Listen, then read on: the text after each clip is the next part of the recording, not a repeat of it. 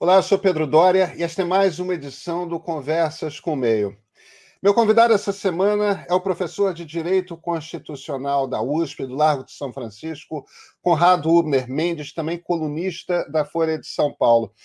O Conrado não é certamente o único professor de Direito Constitucional do Brasil, são muitos esses professores, mas ele meio que se tornou, através de uma capacidade que ele tem de escrever particularmente bem, com muita verve, né? com muita carga, e ao mesmo tempo com muita clareza, ele meio que se tornou um popularizador dessa reflexão que nós precisamos ter no Brasil a respeito da Constituição e de como que a Constituição explica que o Estado deve funcionar, né? Como que o Poder Executivo, o Legislativo e principalmente o Judiciário, principalmente o Supremo Tribunal Federal, deveriam funcionar. Não é à toa que essa semana eu estou entrevistando o Conrado. Nós tivemos, na sexta-feira passada, a prisão do Roberto Jefferson, presidente do PTB. Nós temos um Supremo e um TSE, o Tribunal Superior Eleitoral, muito ativos numa resistência democrática aberta ao golpismo do presidente Jair Bolsonaro. E esse fim de semana, caramba, o presidente acirrou nas redes e pelo WhatsApp um discurso aberto de ele quer incitar ele quer levar uma situação que possa gerar o clima para um golpe de Estado. Como é que o Conrado vê isso? Como é que ele vê o papel do Supremo? Ele que foi crítico, principalmente à Operação Lava Jato em Curitiba, como é que ele vê o papel do Supremo hoje? Como é que ele vê a nossa Constituição? Ele acredita que uma reforma é necessária? Olha, a gente foi fundo nessa conversa. Eu espero que vocês gostem. Com vocês, Conrado Hübner Mendes.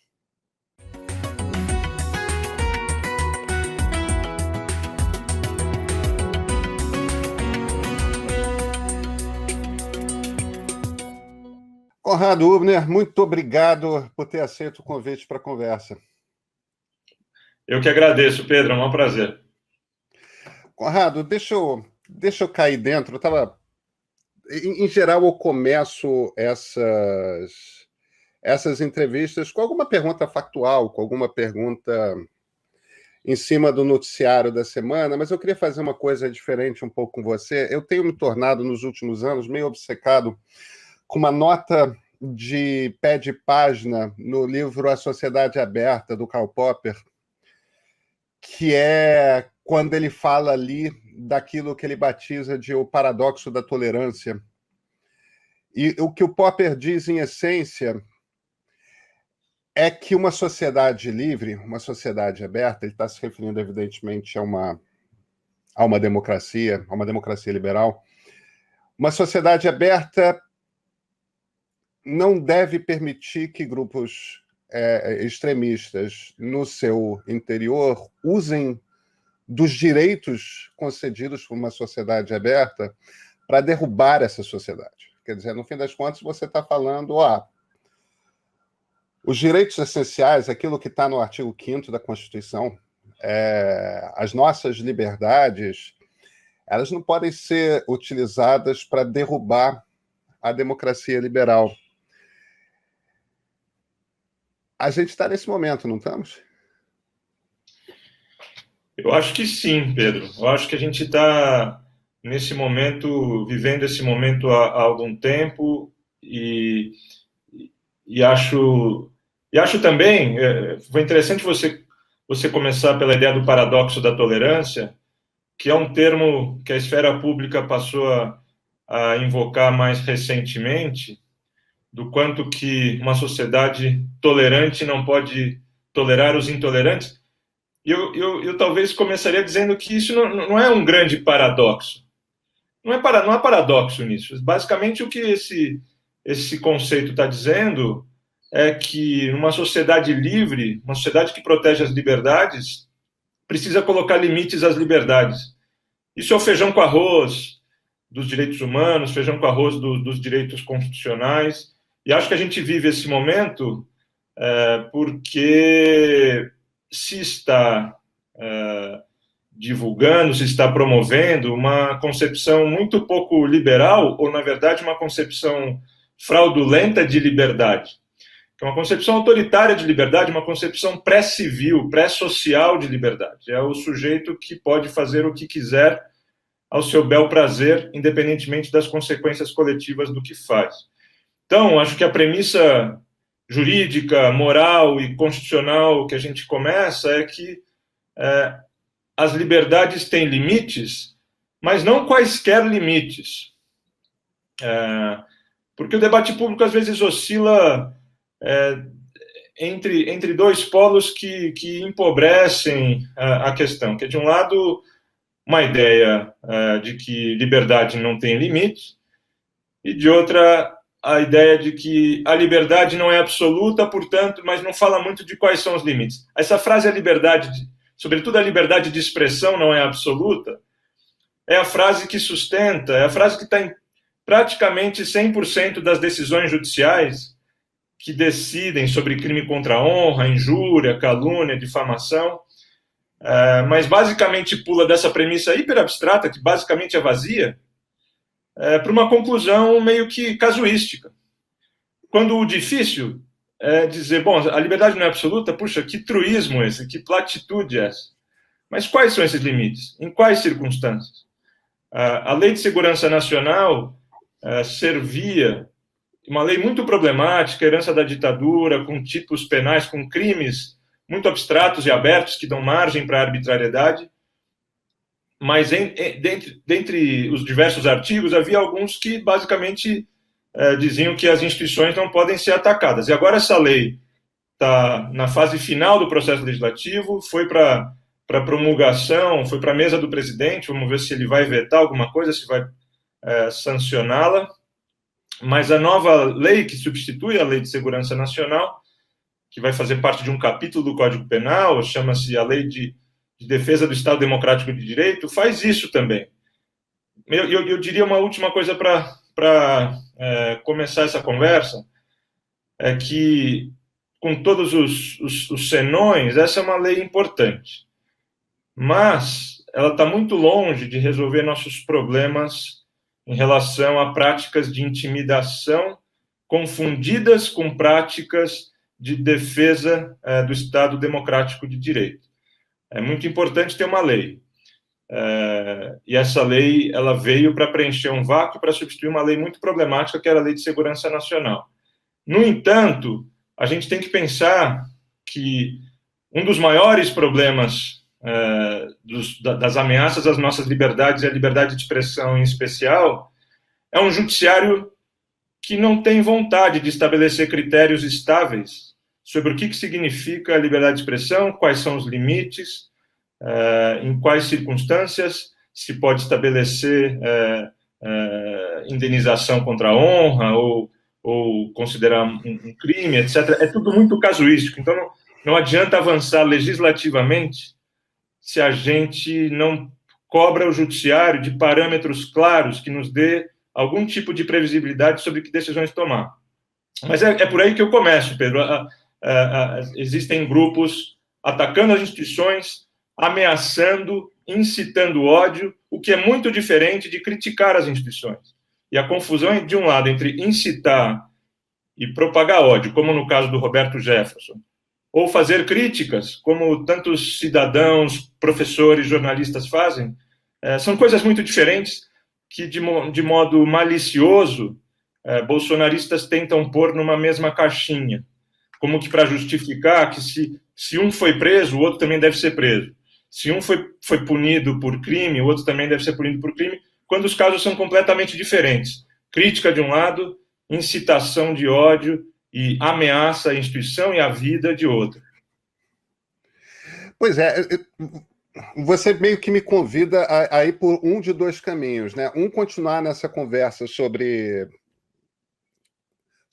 como que se estabelecem os limites da liberdade de expressão, por exemplo, ou outro, ir direto para a atuação do Supremo. Eu vou tentar seguir os dois caminhos, vamos ver para onde a conversa vai, mas eu queria primeiro trazer para um espaço mais prático e falar sobre as ações do Supremo. O ex-deputado Roberto Jefferson, presidente do PTB, que vem posando para vídeos armado e falando da morte de ministro do Supremo há alguns meses, recebeu ordem de prisão e foi preso na última sexta-feira. Uma ordem de prisão expedida pelo ministro Alexandre de Moraes. Entre criminalistas, entre bons criminalistas sólidos, a coisa virou um pouco polêmica. Ninguém dizendo que não havia crime nos vídeos do Jefferson, mas havia um debate ali se cabia a prisão ou não. E aí eu volto para a questão de se o paradoxo da tolerância é um paradoxo ou não, porque o Supremo, dentre os três poderes, é até um pouco esquisito a gente falar de três poderes, porque a estrutura do Estado não é exatamente dividida em três poderes, né? Você tem coisas como, por exemplo, a PGR, que não é nenhum dos poderes e, no entanto, é um poder. Você tem, né? Agora, a gente tem um procurador-geral da República absolutamente cooptado. O cara simplesmente não cumpre as obrigações constitucionais dele. Você tem um Congresso que, com o Rodrigo Maia, era criticado por só ficar soltando nota de repúdio e migrou para um Congresso de um fisiologismo chocante. Não dá de forma alguma para dizer que Arthur Lira, o presidente da Câmara, é um bolsonarista, porque ele não é, ele é um oportunista. Mas para ele meio que dane-se, né? Enquanto ele estiver conseguindo verbas, enquanto ele estiver conseguindo recursos, enquanto ele estiver conseguindo cargos para os seus, o que facilite a eleição de uma base maior para o seu grupo político no ano que vem, em 2022, dane-se. Não tem pedido de impeachment que vai ser avaliado, não tem debate, é tudo... Conrado, só sobrou o Supremo, cara. E o Supremo está atuando. Não é nota de repúdio, o Supremo está atuando. O Supremo e o Tribunal Superior Eleitoral, que é um Supremo paralelo, né? Tem outros ministros ali e tal, mas quem está no comando são ministros do Supremo. É claro que numa corte constitucional que pode interpretar o que é a Constituição, os ministros têm muita liberdade para fazerem o que quiserem, dizerem, não, isso é o que a Constituição está dizendo e ponto. Eles têm essa autoridade garantida pela própria Carta. Eu entendo muitas críticas feitas no passado, relação à Lava Jato, relação ao Mensalão, tudo mais. Agora não é o momento de... tem que deixar o Supremo solto para agir? Eu concordo, Pedro. Eu não sou um crítico das tentativas do Supremo defender as instituições e tentar neutralizar a justificativa para o Supremo agir. Vamos deixar claro que o pano de fundo é o Supremo está tentando segurar a onda, está tentando defender a democracia, mas a justificativa ela é mais do que essa genérica defender a democracia. A justificativa está combatendo o crime. Não é que o juiz está... O STF, só para em favor do Supremo, o Supremo não está fazendo o que bem entende. O Supremo está tomando decisões. Pode ter uma controvérsia jurídica aqui ali, pode ter uma divergência entre criminalistas, pode ter coisas heterodoxas no que está acontecendo. Porém, diante da heterodoxia geral, é natural que o Supremo busque caminhos jurídicos, e não são caminhos que ele tira da cartola, para tentar proteger a si mesmo e, por consequência, a democracia do que está acontecendo. Então, eu venho acompanhando o Supremo há muito tempo e sempre fiz muitas críticas ao modo fragmentado, pulverizado, estratégico, individualista do Supremo agir. E acho que o Supremo perdeu muito tempo desperdiçando o capital político quando o bolsonarismo estava chegando. O bolsonarismo chegou e o Supremo foi pego no seu momento, não vou dizer o mais frágil, mas num momento de muita fragilidade. Ele está tentando se reinventar. Apesar de todas as patologias do Supremo, ele está tentando segurar o rojão. E então eu acho que é importante a gente defender o Supremo, não só com um discurso aberto de uma luta política desenfreada de que o Supremo está defendendo a democracia. O Supremo defender a democracia é uma consequência de decisões jurídicas bem fundamentadas, por mais que haja liberdade interpretativa, por mais que haja uma certa heterodoxia no que está acontecendo. O inquérito das fake news começou de maneira um pouco surpreendente. Tinha lá uma regrinha no regimento do Supremo que dizia que o Supremo poderia abrir inquérito diante de crimes que acontecessem nas suas premissas.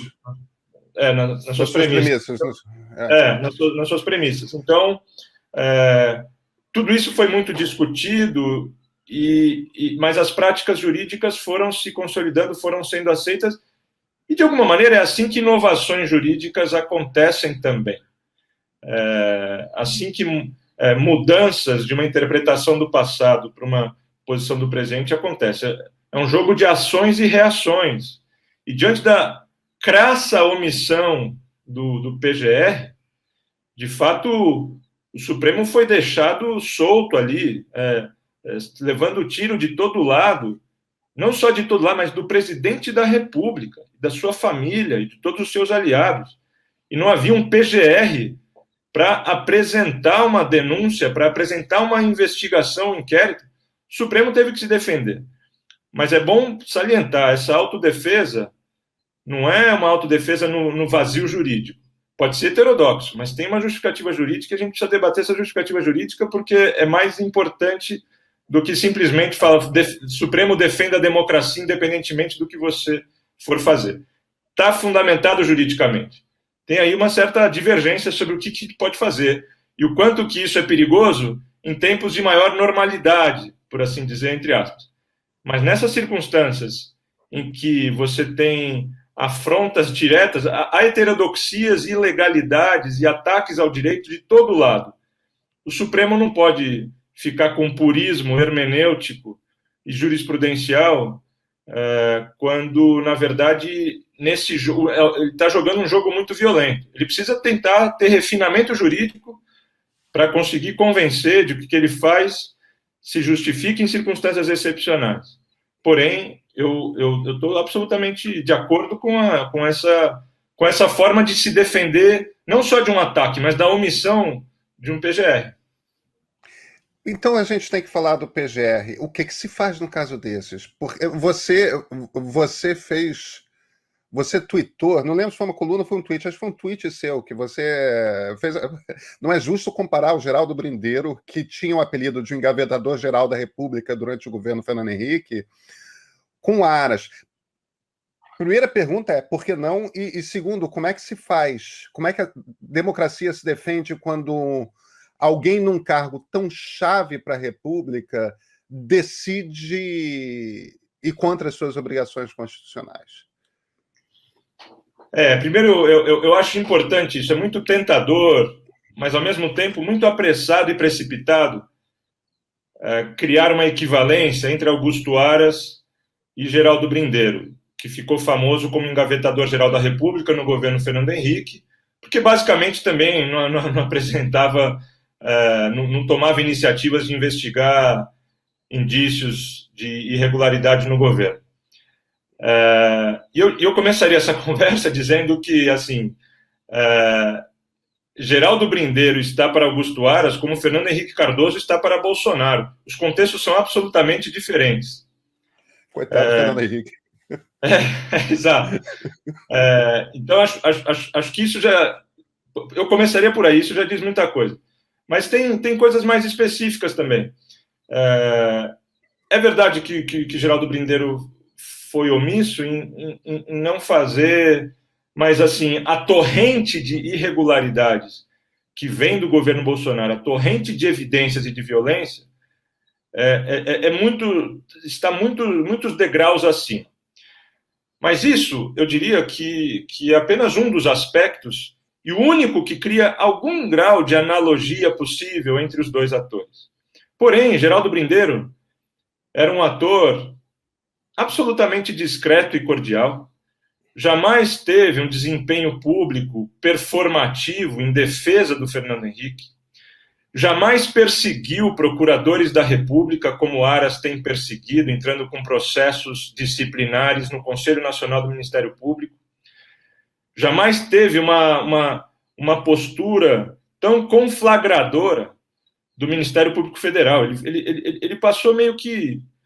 foi um ator inofensivo do ponto de vista da instituição do Ministério Público. Enquanto que Aras implodiu a Lava Jato sem fazer algumas distinções e nuances importantes nessa história. Ele colocou tudo na mesma caixa.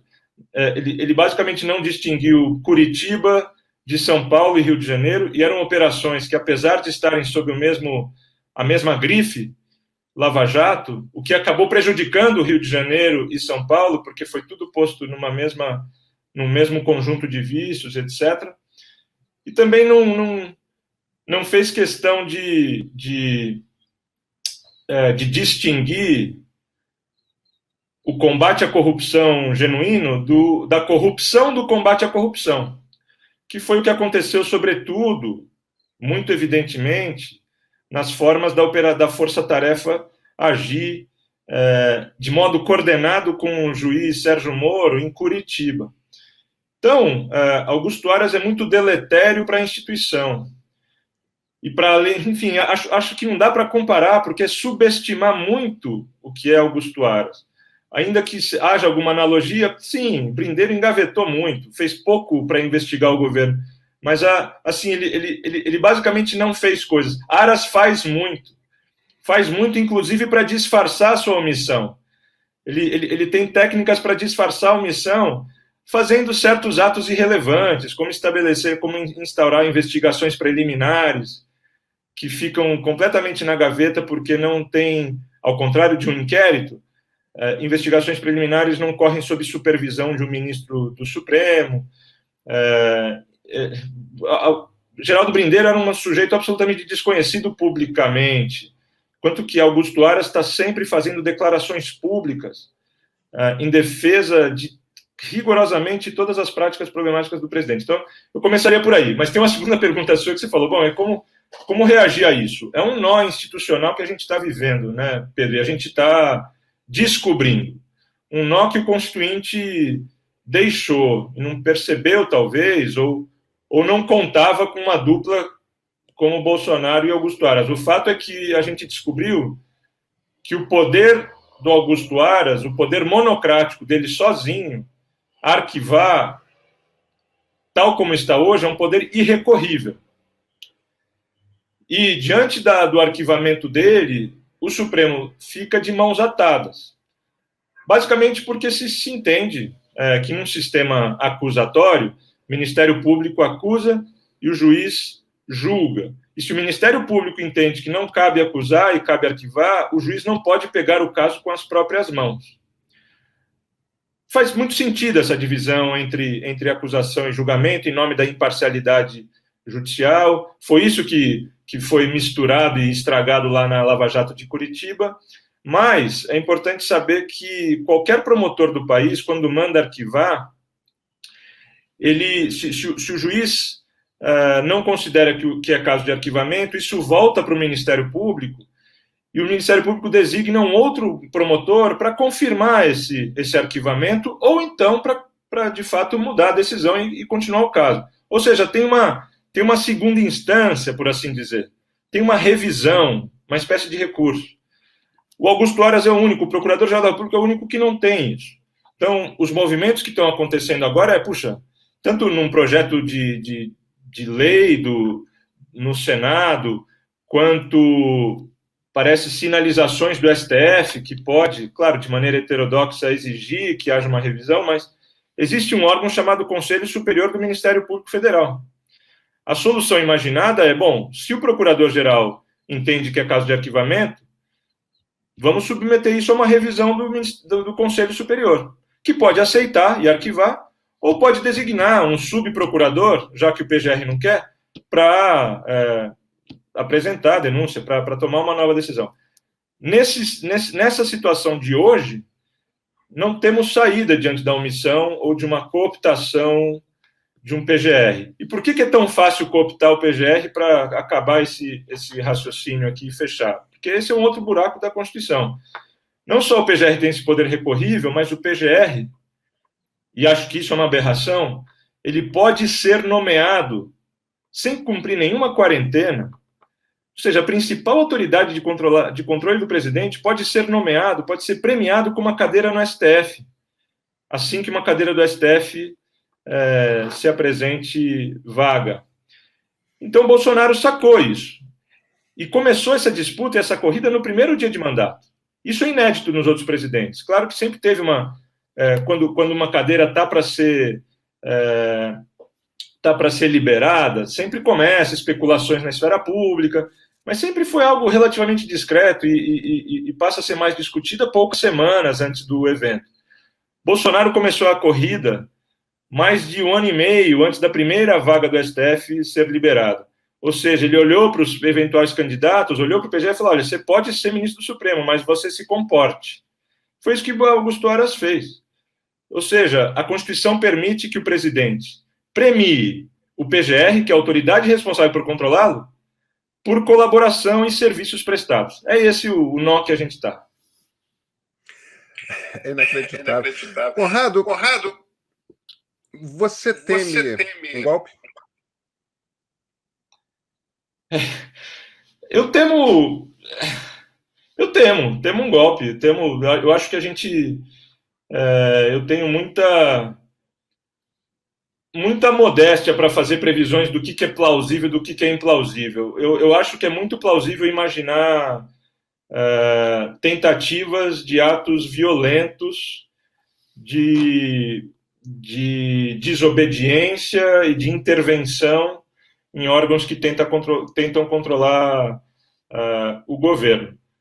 Tudo bem que isso não é exatamente um golpe no conceito clássico de golpe, tudo bem que esse já é um governo eleito e, portanto, seria uma espécie de autogolpe.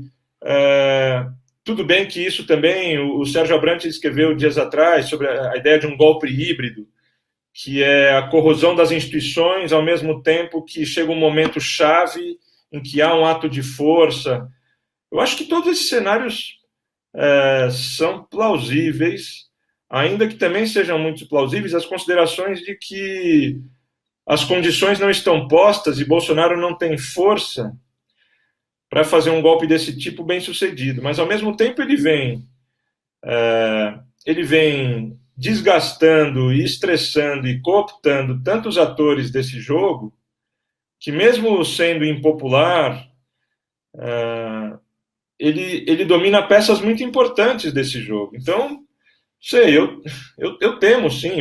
Eu acho que é o momento para sermos alarmistas. Acho que o negacionismo político, ou melhor, o negacionismo de riscos à democracia foi e continua sendo um erro de análise e uma quase irresponsabilidade política. O discurso meio vazio de que instituições estão funcionando. Claro que elas estão funcionando para vários fins, estão funcionando de maneira profundamente patológica, e algumas resistindo, mas isso deixa de perceber a complexidade do que está passando, né? Pois é, deixa eu voltar então para a nossa conversa inicial sobre a questão da liberdade de expressão.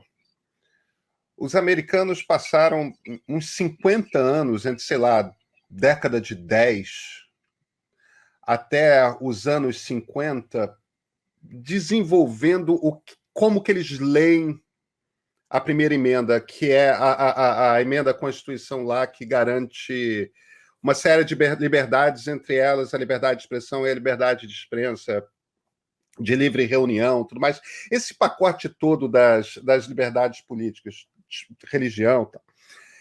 E foram uns 40, 50 anos de decisões que meio que abraçaram a definição que o Stuart Mill dava para a liberdade de expressão, né? Que é, em essência, onde que você estabelece o limite? Você estabelece o limite quando, não pela fala, pelo que foi dito, mas pelo contexto em que a fala está dita. Ou seja, se há de fato um risco para que alguém seja ferido, que alguém seja barbaramente prejudicado, você pode gritar num bar com amigos de desejar a morte de alguém, mas você não pode, na frente de uma turba insana e em fúria, na frente da casa da pessoa, fazer a mesma coisa, que você está incitando a possibilidade. Quer dizer, o problema não é a mensagem, mas o contexto... E é uma leitura radical que eles fazem, né? Tipo, ele expõe o limite lá adiante. Mas foram 40, 50 anos de decisões continuadas até que essa leitura de o que é liberdade de expressão nos Estados Unidos fosse consolidada. Mas foi uma coisa evolutiva. Nunca houve uma decisão que revogasse por inteiro e radicalmente 2 anos depois uma decisão anterior. Às vezes tinha um passo à frente, às vezes tinha um passo para trás, mas lentamente umas 3 gerações de ministros consolidaram a coisa. A gente tem uma democracia que começou, se não em 85, em 88, com a promulgação da Constituição. A gente não tem isso de história de democracia, né? Esse tempo, 40, 50 anos. E as decisões do Supremo aqui no Brasil, não só a respeito de liberdade de expressão, mas a respeito de qualquer coisa, são, cara, vai e volta radicalmente em 2 anos. A questão, por exemplo, de você pode ser preso após uma decisão de um júri colegiado, né, de juízes em colégio, numa segunda instância, como o pessoal falava. Parte da bagunça institucional brasileira está num Supremo que não tem jurisprudência, não tem nada, sai decidindo de acordo com os seus desejos do momento. O que a gente precisa pós-Bolsonaro para estabilizar o Poder Judiciário, para fazer com que o Poder Judiciário se torne uma estrutura previsível? Pois é. A gente está... E eu vivencio isso como alguém que escreve sobre o Supremo constantemente, essa delicada tensão entre criticar as imensas patologias do Supremo, mas criticar para defendê-lo e defender o seu papel primordial ainda mais nesse momento. Então, na primeira parte da conversa, a gente falou da importância de se defender, por mais que incomum e heterodoxo, num momento incomum e heterodoxo, extraordinário, o que o Supremo tem feito para defender a democracia e melhor o Supremo fará, quanto mais refinamento jurídico, quanto mais desenvolver bons argumentos, etc., nesses casos que a gente está vendo como incomuns. Mas, imaginando um Supremo... era o desafio pré-Bolsonaro já, né? O Supremo ele se construiu de maneira irresponsável, um órgão absolutamente, por assim dizer, capturado pelos seus ministros individualmente, com um procedimento completamente desgovernado, dando muito poder de obstrução individual, e eu chamo isso de obstrução, tanto a obstrução passiva, que é a capacidade de quase que vetar ou de engavetar indefinidamente um caso, porque considera que aquilo não é conveniente no momento, individualmente, ele define a agenda constitucional do país individualmente. Mas também existe uma obstrução ativa quando o relator do caso vai lá e toma uma decisão liminar e muda a situação jurídica daquele assunto ao dar uma decisão liminar, mas também fica obstruindo o plenário, não joga para o plenário, não deixa isso de volta para o plenário. Então, é muito difícil, Pedro, no final das contas, criar procedimentos para disciplinar um órgão que já se supõe ser a maior instância jurídica do país. Porque quanto mais procedimentos de tentativa de controle, basicamente você cai num vício de circularidade, né? Que tem alguém que decide por último mesmo.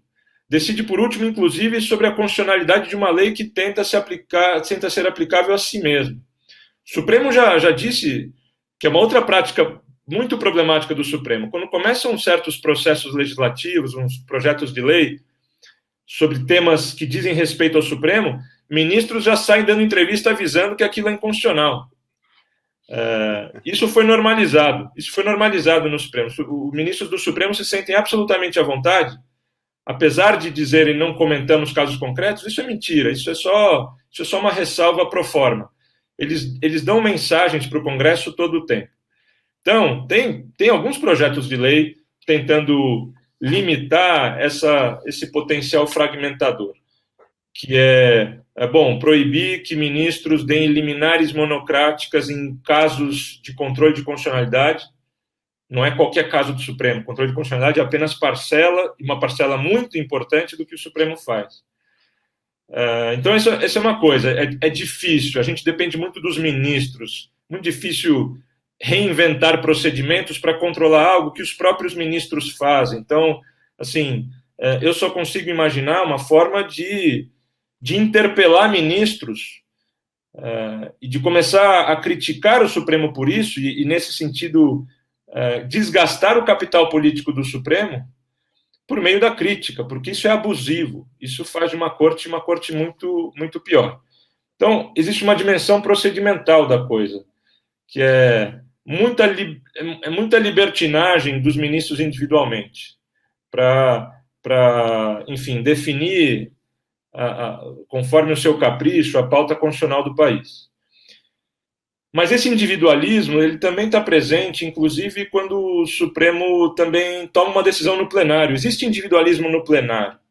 Isso explica, em parte, também a dificuldade de se firmar a jurisprudência. Uma decisão, em casos complexos e polêmicos, inclusive as grandes decisões celebradas do Supremo, no caso da liberdade de imprensa e de expressão, a revogação da lei de imprensa e tantos outros casos de direitos fundamentais que são tidos como modelos celebrados, paradigmáticos, mas ainda que a gente possa concordar com o resultado, se você põe uma lupa na decisão, você não sabe exatamente o que o Supremo quer dizer, você não sabe exatamente qual que é o argumento que fundamenta aquela decisão.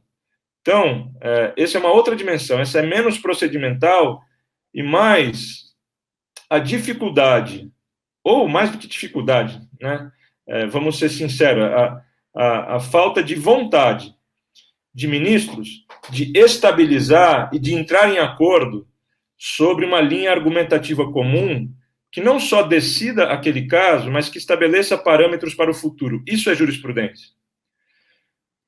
Porém, por que eventualmente eles resistem a isso? Porque estabelecer jurisprudência estável é uma prática de autolimitação.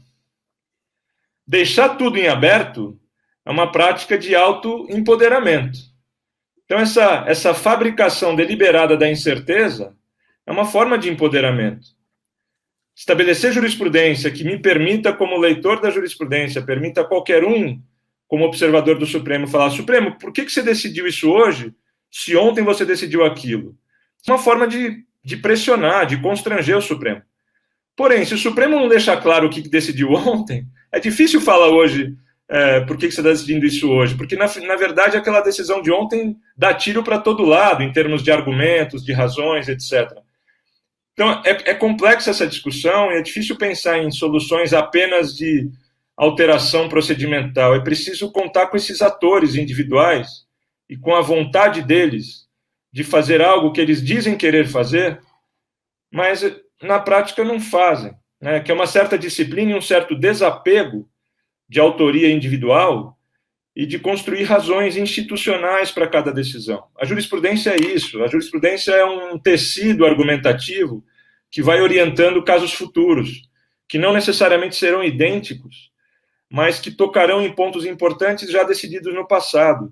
Então, é um compromisso com a instituição, para além da sua individualidade, dos seus projetos individuais. Então, acho que há frentes complementares aí. Temos que pensar em aperfeiçoamento procedimental, mas temos que interpelar ministro e exigir deles um compromisso menos com a sua voz individual e mais com a construção de razões supraindividuais, razões institucionais, para cada um dos infinitos temas da Constituição. Liberdade de expressão é apenas um deles.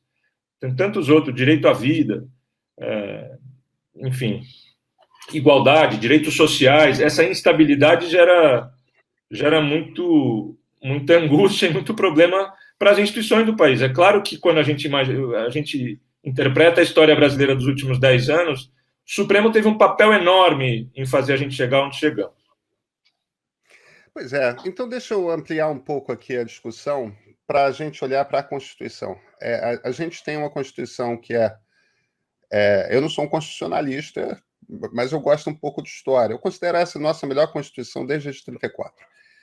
É uma Constituição politicamente liberal. Eu acho que isso é um formidável elogio a uma Constituição progressista, porque reconhece as inúmeras dívidas sociais que essa sociedade criou ao longo da sua história. Quer dizer, a gente não tem uma má Constituição.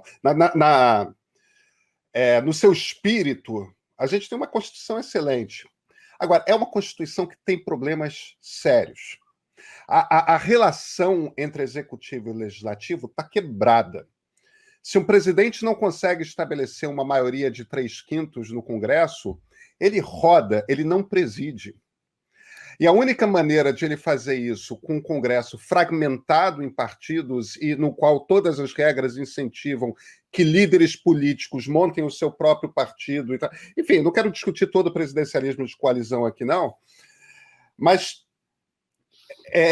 a gente teve 2 impeachments, e o do Collor só ficou mais claro o que era depois com o impeachment da presidente Dilma, porque, no fim das contas, um presidente roda se ele não tiver a maioria no Congresso. Ele não consegue. Se ele for inepto, então, ele não consegue se estabelecer.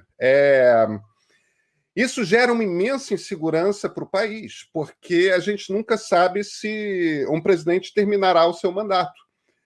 Depende demais da habilidade política dele. Agora, a gente também pega casos como o presidente Temer, o mundo pode estar caindo abaixo, porque se ele sabe fazer a relação com o Congresso, jogo jogado está limpo. Aliás, é o que está acontecendo aos trancos e barrancos com o presidente Jair Bolsonaro.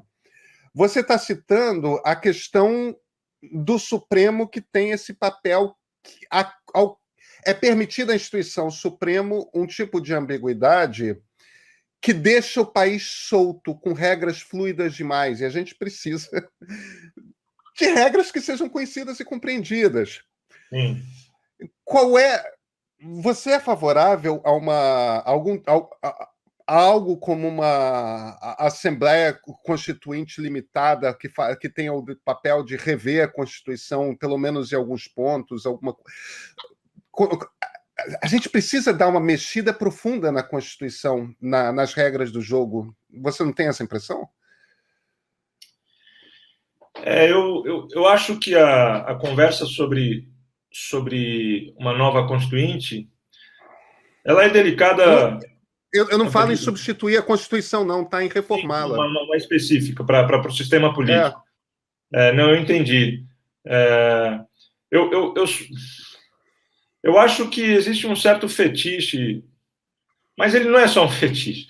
Existe um certo fetiche de tirar da cartola. Vamos fazer uma nova Constituinte, como se fosse necessário reformar a Constituição para se neutralizar e se corrigir falhas do sistema político, sobretudo da relação executivo-legislativo. Tem alguns argumentos bons para demonstrar que não é necessária uma nova Constituinte. Primeiro, o que há de constitucional nos problemas está sujeito a uma reforma constitucional. Né? Então, qual seria a vantagem de uma nova Constituinte? Será que a gente conseguiria eleger um conjunto de sábios diferente dos fisiológicos de um Congresso ordinário, para que eles, num momento de grande distanciamento, poderiam fazer uma reforma que o Congresso não poderia fazer?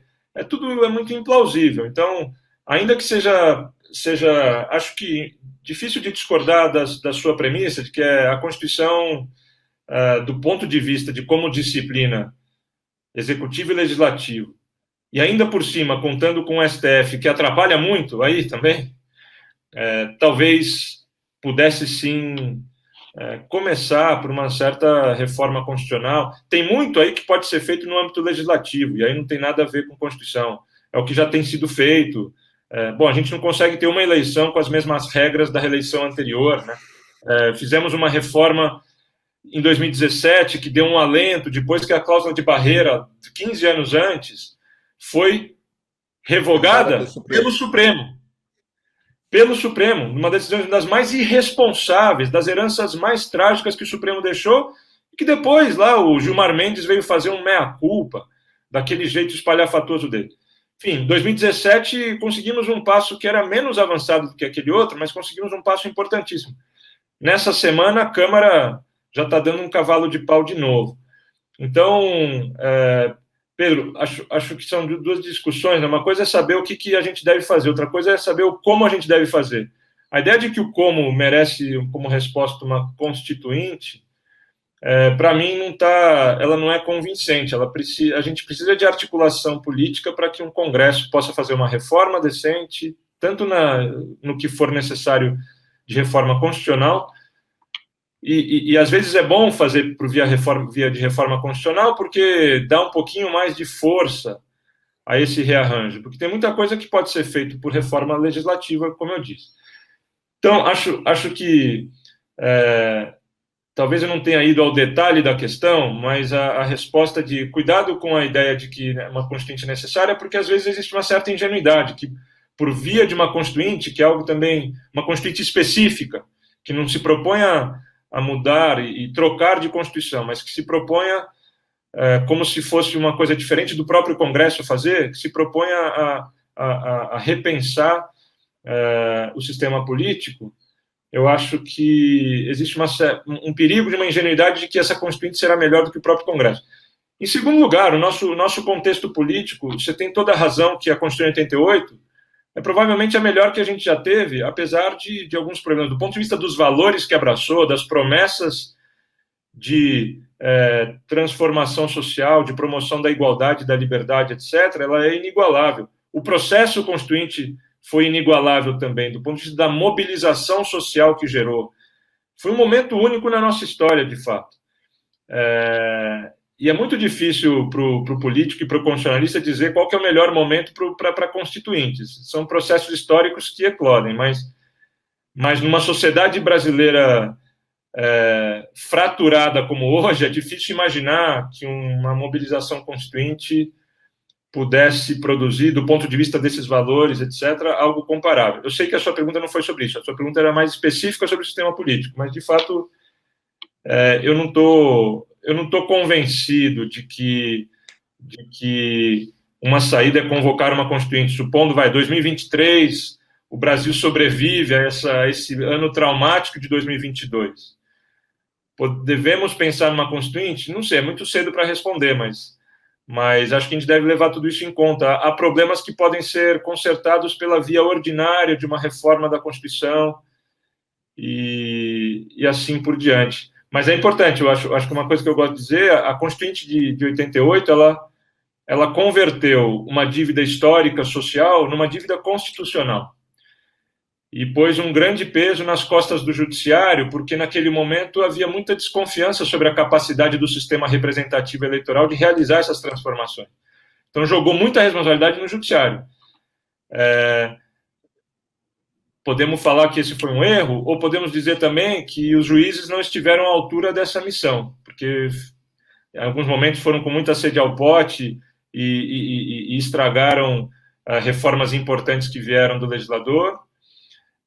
Em outros momentos foram omissos, em outros momentos não compreenderam o espírito da Constituição. Tem muitos subtemas da minha fala aqui, mas eu diria isso.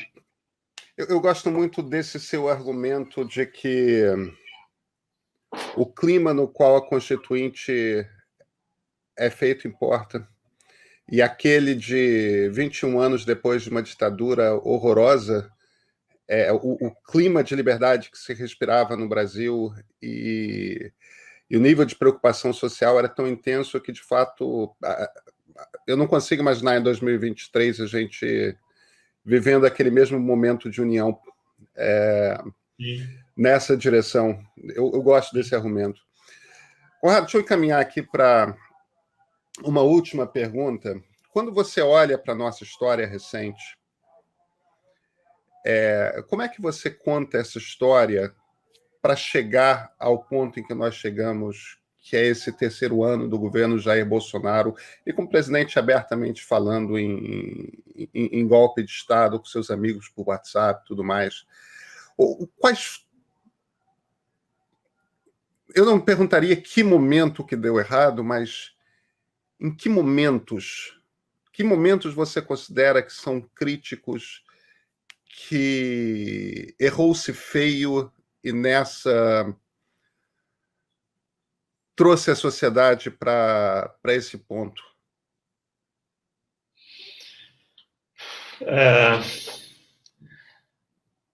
Essa pergunta eu não tenho uma resposta, claro, com muita reflexão, mas eu acho que, assim, apontando algumas coisas, a narrativa, assim, há uma explicação convencional de um certo ponto de inflexão que vem em 2013, a partir de uma faísca que consegue coordenar e articular um movimento e uma sensibilidade conservadora que é capturada por esses movimentos e, a partir dali, começam a se coordenar de uma maneira que nos 25 anos anteriores não conseguiam, etc. E, a partir daí, despertam aquele sentimento corrosivo da nossa história, mas também da história de muitas democracias, que é um sentimento anticorrupção absolutamente despolitizado, que divide a sociedade e torna o tema da corrupção a única variável relevante das nossas opções políticas, e o combate à corrupção como um fim em si mesmo, e a tentativa de buscar heróis que nos redimam desse nosso vício genético, e a partir daí foram derrubando instituições, foram derrubando práticas, foram derrubando regras, independentemente de quaisquer outros efeitos.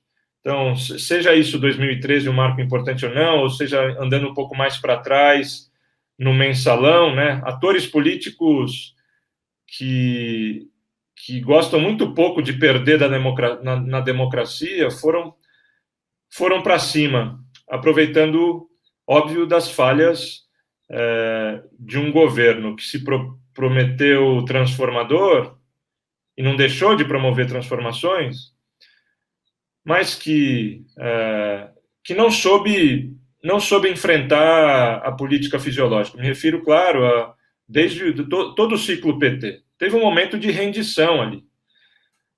Isso causou rupturas. Foi dali que saiu o PSOL e tudo mais. Quando o PT se rende a um modelo venal de presidencialismo de coalizão, deixando de fazer reformas estruturais no sistema brasileiro, né? Seja no sistema político, seja reforma tributária. Eu sei que é um nó, não é fácil fazer, fácil é olhar para trás e falar que Lula devia ter feito, mas ele não comprou grandes brigas. O Lula voou em céu de brigadeiro, não se arriscou.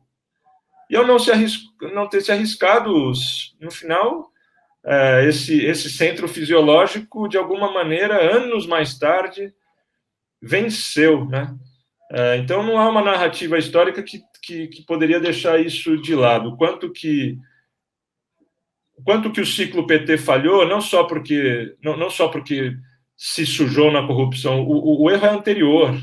O erro é ter deixado de enfrentar certas reformas, de ter se arriscado para certas reformas importantes. Eu falo isso com muita modéstia, porque eu sei das dificuldades que é de estar num governo, e eu não sou alguém experiente ali, mas não dá para imaginar que um líder do tamanho do Lula, com a força que ele estava em diversos momentos, não pudesse fazer essas reformas. Talvez não fosse do estilo político dele, né, que é de montar acordos absolutamente ecléticos. Então, faltou arte política, isso deu munição para atores políticos que nunca engoliram um ciclo de transformação e de emancipação social. Isso fez com que o próprio PT se engajasse em práticas de corrupção para azeitar essa máquina do presidencialismo de coalizão. E aí todo o resto foi desdobramento, né? Veio uma política econômica recheada de erros no ciclo da Dilma, a crise econômica, mais um gatilho ali absolutamente imprevisto de 2013. Aí vem os heróis da Lava Jato, com uma promessa messiânica de higienizar o país. Isso alimenta um impeachment absolutamente também difícil de justificar juridicamente, mas também politicamente, mas eu sei que esse é um outro debate. Mas as forças políticas estavam presentes para aquilo, e aí não há argumento jurídico que contivesse aquele acordo político feito de tirar a Dilma. E daí em diante foi a política brasileira se intoxicou demais. O detox da política brasileira vai ser necessário e muito trabalhoso, muito difícil, né? Cara, vai ser duro se a gente sobreviver, né? É isso. Você é otimista, Conrado? No pensamento, não. Mas a gente tem que ter esperança não podemos renunciar e não podemos deixar de acreditar que essa mudança é possível. Mas, assim, no horizonte curto, não consigo ser otimista.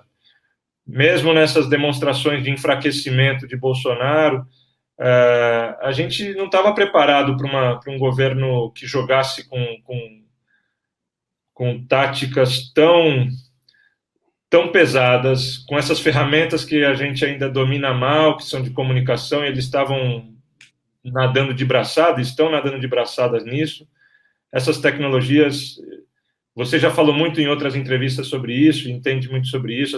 Essas tecnologias criam desafios novos que apenas potencializam o que esses grupos podem fazer. Então, no horizonte curto, não consigo ser otimista, não, Pedro. Conrado Hübner, muito obrigado pela conversa. Eu que agradeço, Pedro. Fico sempre à disposição e sou um fã do teu programa.